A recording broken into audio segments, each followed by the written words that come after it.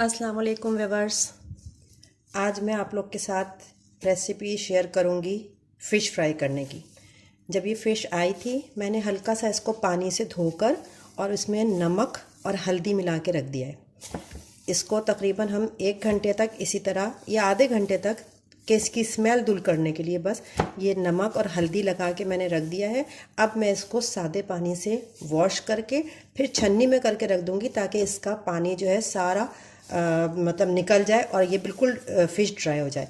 फिर हम इसके अंदर क्या क्या मसाले शामिल करते हैं वो मैं आपके साथ शेयर करूंगी। अभी मैं इसको धोकर और छन्नी में रख के इसका पानी निकालती हूँ।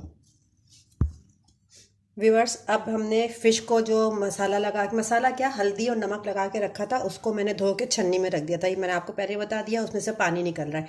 अब हम उसका मसाला तैयार करते हैं। सबसे पहले मैं लूँगी कॉर्न स्टार्च 3 टेबल स्पून। अरारोट जो होता है ना, वो 3 टेबल स्पून अरारोट लिया है। 2 टेबल स्पून मैदा लूँगी।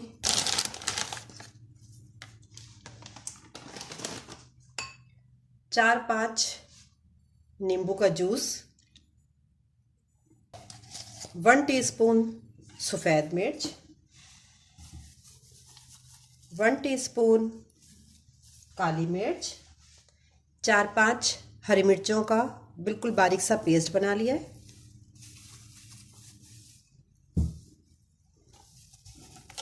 हाफ टी स्पून जर्दे का रंग।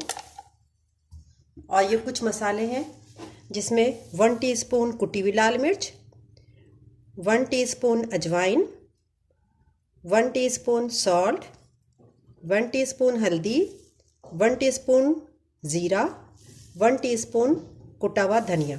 ये सब भी इसमें चला जाएगा। 2 टेबल स्पून सोया सॉस डालेंगे। 1 टेबल स्पून मैंने पिसा हुआ अदरक लहसुन नहीं, सॉरी, पिसा हुआ लहसुन खाली डालना है, 1 टेबल स्पून। अब इन सब चीज़ों को मिक्स करेंगे और मिक्स करने से पहले इसमें 1 अंडा तोड़ के डालेंगे।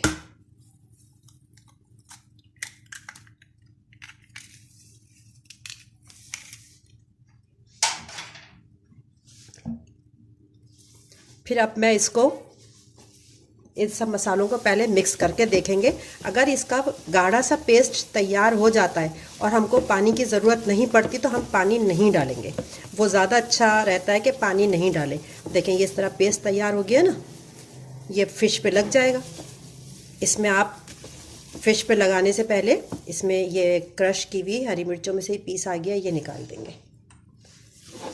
इसका पेस्ट तैयार हो जाएगा। पतला नहीं रखिएगा, नहीं तो वो फ़िश के पीसेस को पकड़ेगा नहीं, बाउंड नहीं होगा, उसमें से बाइंडिंग नहीं होगी। इसको गाढ़ा गाढ़ा रखना है।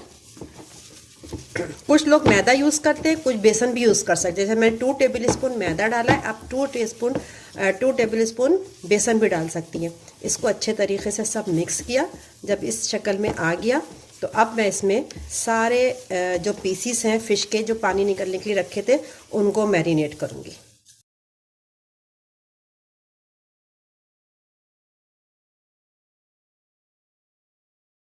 अब आपको जब इसे फ्राई करना हुआ 1 घंटे बाद, 2 घंटे बाद आप इसको फ्राई करेंगे। अभी तो मैं इसको मसाला लगा के, हर पीस में मसाला लग जाना चाहिए अच्छा सा। देखिए, पानी मैंने बिल्कुल यूज़ नहीं किया। इसमें अदरक लहसुन और जो नींबू था और 1 अंडा था, उसी ने ही पूरे मसाले को गीला कर दिया है। ये पूरा मसाला सही तरीके से हर पीस में खूब अच्छे से मल के लग गया। अब मैं इसको रखने जा रही हूँ। फिर फ्राई करूँगी तो आपको, डीप फ्राई करेंगे हम इसे, और जब फ्राई करूँगी तो मैं आपको बताऊँगी कि किस तरह फ्राई करना है। ये देखिए व्यूअर्स, मसाला रख के मैंने मसाला लगा के रख दिया था। अब फ्राई की बारी आ गई। मैं इसे फ्राई कर रही हूँ और 3-3, 4-4 पीस मैं कढ़ाई में डाल रही हूँ। जब फ्राई हो जाएंगे, तकरीबन आपको 5 मिनट वेट करना है एक साइड, इसलिए ताकि ये बड़े बड़े ज़रा मोटे पीस है ना, ताकि गल जाए। 5 मिनट के बाद हम इसकी साइड चेंज करेंगे और फिर उसको दूसरी साइड को भी 5 मिनट फ्राई करेंगे। और जब ये सारे फ्राई हो जाएंगे तो मैं आपको दिखाऊंगी।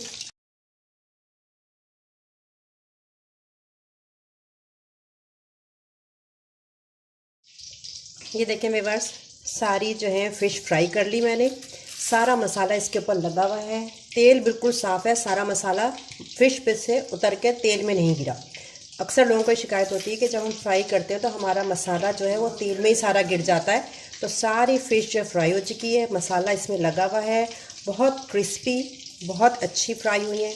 اس ریسیپی سے بنائیے گا تو آپ کی بھی اسی طرح فرائی ہوگی۔